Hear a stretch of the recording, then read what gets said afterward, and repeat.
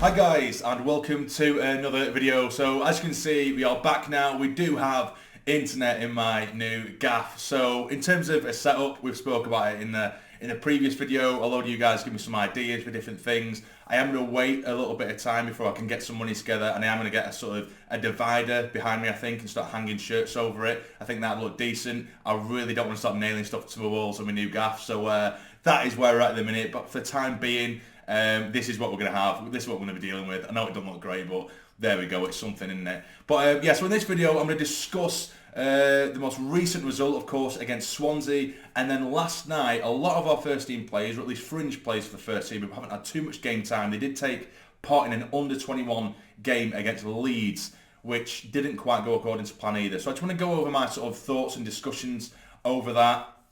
So for the Swansea game, the key worry for me was the fact that, you know, for every game so far this season, regardless of the result, I don't feel like we were necessarily out of the game or out of any games, or we look like we were a million miles off, if that makes sense. Whereas against Swansea, particularly in that first half, we were miles off, and I mean miles off. It was an absolutely horrific defensive display, and going forward we had nothing as well. Granted, we keep on going back to the excuse we don't have a striker, which is a very, very valid excuse. But, you know, when you come up against teams like Reading, when we took on Reading those weeks back, and they were flying at the time, and we beat them 3-0 without a striker on the pitch, it makes you think, you know, yes, we can achieve success with or without a striker. But granted, you know, when teams are expecting us to not play with a striker, it gives them a lot more leeway to play with their own tactics to try and nullify our threats without a striker. And I think that's starting to show now, you know, with 0-0 draws and then the defeat against Swansea.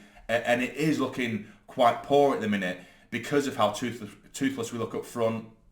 You know, in the second half against Swansea, when we stuck Clark sort of down the centre, we looked a lot more threatening. And he isn't a massive threat anyway, you know, even whether he's coming off the wings or down the centre. Clark looks absolutely fantastic in that sense.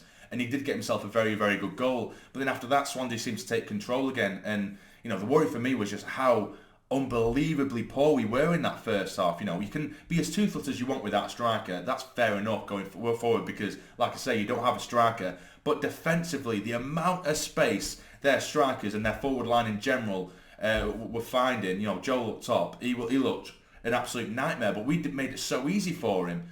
Do you know what I mean? Like the amount of times he would pinging balls straight into him, even sometimes at the midriff, and he'd have so much space. He'd have 1, 2, sometimes 3 touches in the box, and there's no defender going anywhere near him. I think there was the gap between 09 and Gooch. They were acres away. They were miles apart.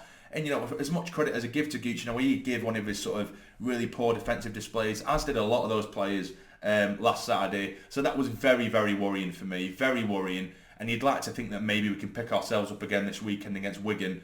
Because that was miles off, absolutely miles off. And maybe we do need to start with someone with Clark down the centre to really get at them. Because we've seen in previous games, you know, the likes of Ahmad, Giello, he cuts in from right to left or left to right, vice versa, and he just kind of refuses to shoot because he doesn't have that almost that striker's instinct because he isn't a natural striker. He is a winger.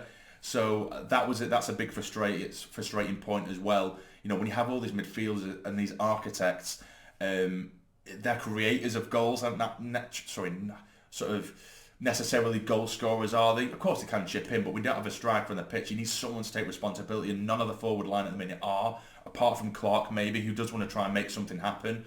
But then if it's not working for him, then who else is it falling to? Because, you know, you have Pritchard, who usually, or at least last season in League One, he was chipping in with set pieces here and there. But he's been poor, let's not lie, because I do like Pritchard. I think he's got a lot of quality about him. He's got masses of quality. But I think now that results aren't quite going the way they are, it doesn't sugarcoat other people's performances, if that makes sense. And I think Pritchard has been poor, along with quite a lot of other players.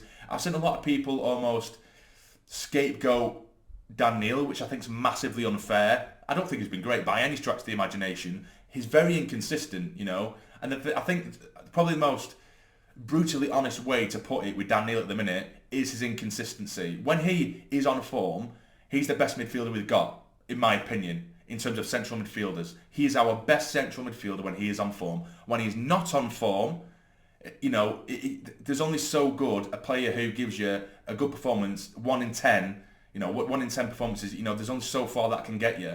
And that is what Dhannoo has been, unfortunately. And that's not me being harsh, I think that's me being brutally honest. everyone knows I'm a massive fanboy of Dhannoo, and I think that inconsistency is just massive at the minute with him. Of course, now for the Wigan game, Evans has picked up another booking, so he won't be able to play. And now, it just shows that we're really going to have to... Thankfully, we actually have strength in depth in terms of midfield, but we don't have a striker, of course, which we keep alluding to.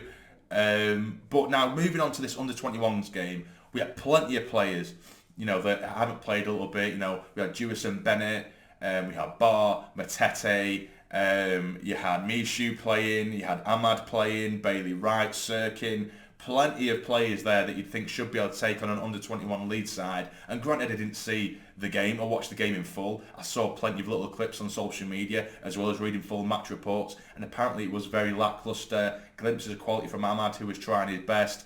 But again, we just couldn't get through, couldn't score. And Leeds managed to get away with a 1-0 win. So it just seems so down in the dumps at the minute. It can change from week to week, particularly in the Championship. Granted, that was the under-21s game, but it just doesn't look great, does it, when you've got all your sort of hot prospects who are on the fringe, who you think, when we're not playing well in the league in terms of first-team football, that they might be able to jump in and get themselves an opportunity. They were given a chance last night against the under-21s of Leeds, and they didn't take the chance, unfortunately. So that's a worrying sign for me. You'd think that the likes of Jewison, Bennett, Ahmad, and those kind of players, Mishu, Bar, who's been looking quite exciting, to really be able to just, I'm not saying that, Leeds, of course, they have a very good academy there, so I wouldn't say it's going to be an easy game anyway, but still, you would expect them to maybe do a job over them, and they didn't, unfortunately, so it just amplifies the negativity that's going around at the minute, after a couple of 0-0 draws and then a defeat against Swansea, and a MAC defeat as well. It doesn't look great at all. In fact, it looks terrible. But I'm hoping that this weekend against Wigan, at the Stadium of Light, I'm hoping that we manage to get back to winning ways, or let's put out a really good performance, because Wigan are a good side. They're absolutely filled to the brim with former Sunderland players, so it'd just be typical, wouldn't it, if they start bagging goals left, right and centre. You've got Charlie White returning to the Stadium of Light. There's been a lot made of that, of course, with what happened with Charlie, and I wouldn't be booing the man at all, with what he's been through. It's a miracle he's still here with us, let alone playing on a football pitch. So he has my respect. He played, he did his part for us. I'm not going to go into the whole, Wigan Sunderland sort of forced rivalry type thing. I'm not going to do that. White deserves respect for what he's gone through, and I won't be giving him shit. But in terms of this weekend, I will be, or at least I should be, going to the Wigan game. I'll be going up for a couple of days over the weekend, going up to Sunderland, so my match review won't come out until the Sunday, you wouldn't think. I will try and get a preview out before the game. I won't lie, my internet did come yesterday, but I've been so ill, so I've been waiting for the last week to get internet in this place, and I've been so ill. I spent the day pretty much in bed today, and I thought, you know what, I've got internet. You guys have been waiting for like a week now for some content. I'm going to give it you, and I've been trying so hard not to cough throughout this video. But yeah, so I should be going to Wigan this weekend, hopefully, if everything turns out okay with my health, because I've been absolutely terrible, as I say.